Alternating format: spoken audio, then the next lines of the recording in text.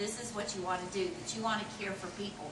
Because those of us in medicine already, we're just reminding Jeremy, who already is a believer but hasn't gotten to the clinical rotations yet, that you never lose your way in medicine, because when you look into the patient's eyes, you're refocused again on what you love. And that is what the committee's trying to tell. So that's the purpose behind doing things in your outside activities, like the AED group here, doing things in your volunteer opportunities, and doing things in the shadowing or summer rotations that will give you an idea that you can develop the passion.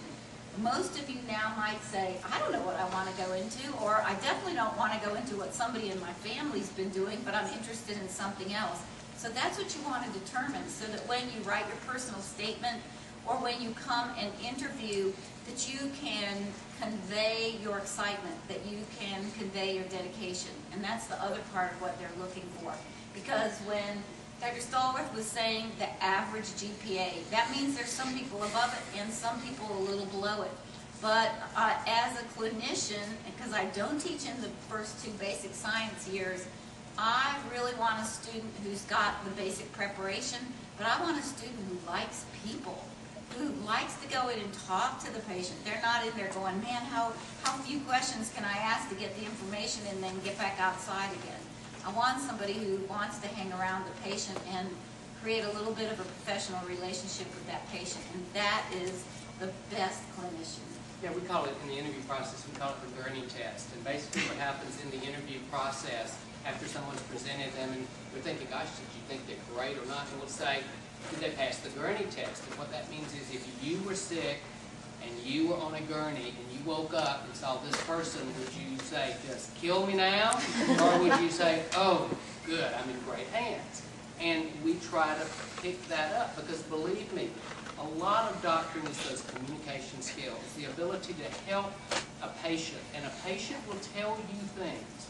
You will learn so much about a patient that they would not tell anybody else in the world. They'll tell you because of that trust and for the need for you to know, and because you're a professional that many times is going to help them, and no matter what anyone wants to do, their health is going to impact on their ability to do it or not do it. The other thing I would add to the 4th year is international electives. We're very big on pushing you internationally. A lot of the students have set up this international Bolivia burn center, obviously in Bolivia, and they go down and have worked to make money to support that burn center. And so there's a lot of push into electives not only in centers in other places of the United States, which we very much appreciate you going to and help set up, but in addition, the international perspective. I think also Dr. Bacon touched on this other big area of that interview process in the interview or in the application. It's volunteerism. So you need to have the ability for us to see what your heart is.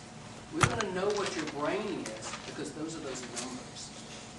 You see, the numbers are going to tell us about your what we call academic horsepower, which you've got to have. So that tells us your brain. The interview is trying to pick up on the heart that you've got. I always think through it, and I will say this, you've probably heard it before, I know, those that were here last year heard it. The PhD is the true scientist. PhD is a scientist in a lot of the words, can do a lot of that research and really gets down into biochemical. The social worker is that person that is really empathetic towards helping the person with their issues. The physician is the combination of both. The PhD, the brain, the social worker, the heart.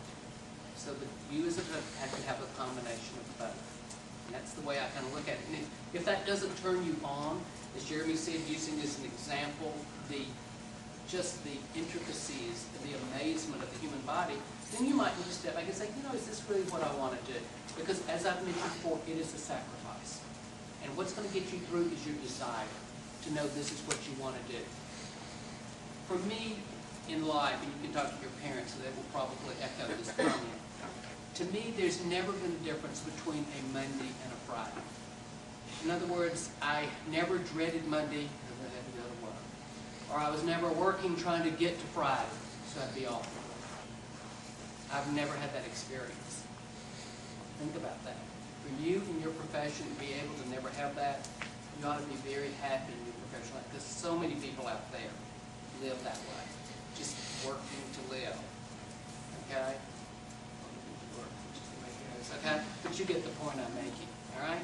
So that's just a check, because medicine does require that of you, and it requires, night call, and it requires just a lot more of giving on your part. But the return is just amazing. I've been very lucky enough to have gotten certain kind of accolades in certain areas. And the bottom line to that is I kind of feel bad about it, because I get back so much more than I give. And I kind of feel like I'm not sure I'm deserving of all that, because I'm very selfish. I mean, I'm the one that got back so much of the positives of the job. And certainly nice to have those accolades, but sometimes it's a little bit where you sit going, as much as you appreciate it, you kind of feel kind of bad getting them, because you say, gosh, I get back so much more.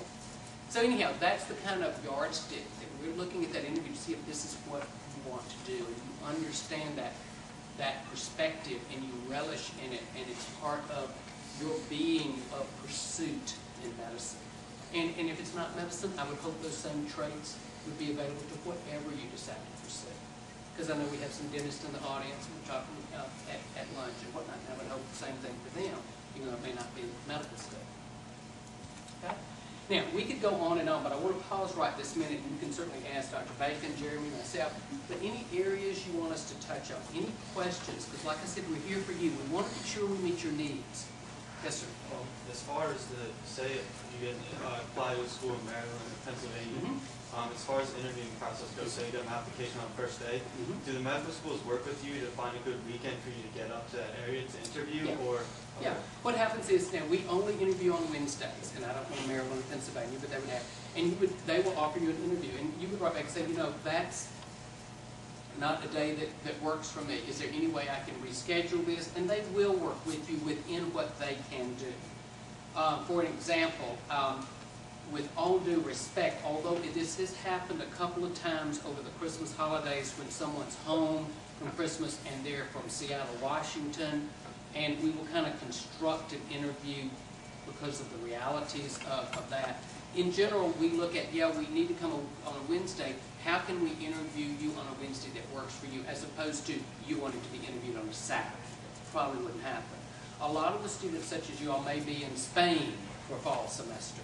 And it'd be great for you to be interviewed earlier, as I mentioned, but you're in Spain. So we'll interview you the first time you get back in January. So the schools work as best they can to accommodate to your needs, as long as you recognize that you're not the only applicant they're having to work with. They're working with, quite a few, 450, and trying to accommodate to each. Yes, sir. Can you speak about the medical school that's supposed to be coming up here to Greenville? Yes, I can speak about that. The current USC has USC Columbia. And one of the neat things has always been about Columbia, and sometimes that was maybe why people chose to come to Columbia over MUSC. We were talking at dinner how the beach is at MUSC. The beach is not at Columbia. There's nothing I can do about that. But one of the things about Columbia that might attract people is their ability to come back to the upstate their third and fourth years. So you'd come to Columbia for the first 2 years and relocate up to Greenville for your third and fourth years. And come back to, what you call it? What kind of country is this? God's country. Okay. So we have that available for you to do. And that's been going since about 1996, I believe. It's been very successful. What has now transpired is the ability to have a 4-year med school in Greenville. And it's still USC Greenville and USC Columbia. So the Columbia students would no longer come to Greenville, because Greenville will have their own students all 4 years. And yet it's still USC. Now, having said that, one might think, well, you would just interview at USC, and then you'd say, I want to go to Greenville for 4 years, or Columbia for 4 years. That's not the way it's going to be constructed. As much as the name is going to be the same, i.e. USC, they're going to have separate administrations, separate interview process. The whole 4 years is going to be separate. Okay? So you, in fact, would interview at USC Columbia, MUSC, and USC Greenville. Okay? Now, that school right now is looking, I think, to start in 13. They were trying to start in 12, and they may, but it may be 13. And that's just, they're going to probably start with like 40 slots at the beginning. So that's 40 more spots that you could actually interview at and go to medical school at USC Greenville. Now, there's also that DO school, starting in Spartanburg, and it starts in July, and they're taking 152. Now, the DO school is a private school, so you have to remember that a DO school has, as much as it has an allegiance to the state, it doesn't have an allegiance to the state because it's private, okay? Remember, there's two kinds of schools, public and private. All of the schools we just talked about would be public, state schools. The DO school is private, so they'll take people from Nevada, for that matter, okay? So that whole thing is coming. So all of a sudden, you're going to have a tremendous number of increased slots that would be available to you to go to med school / DO school. And I say DO school because DOs can go into residencies just like MDs do, and in fact matriculate along those same lines. So as much as they used to be different, there are a lot of commonalities nowadays. So I guess the bottom line to that is going to be easier to get in medical school because you're going to have more spots available. I'm sorry, go ahead. Would you, if you went to USC, could you transfer after your first year? That's a good question, but you can right now transfer from Charleston to Columbia. It's very interesting that if you really look at that, and there have been many students that have transferred from Charleston to Columbia. There have been probably 0 or maybe 1 that transferred from Columbia to Charleston.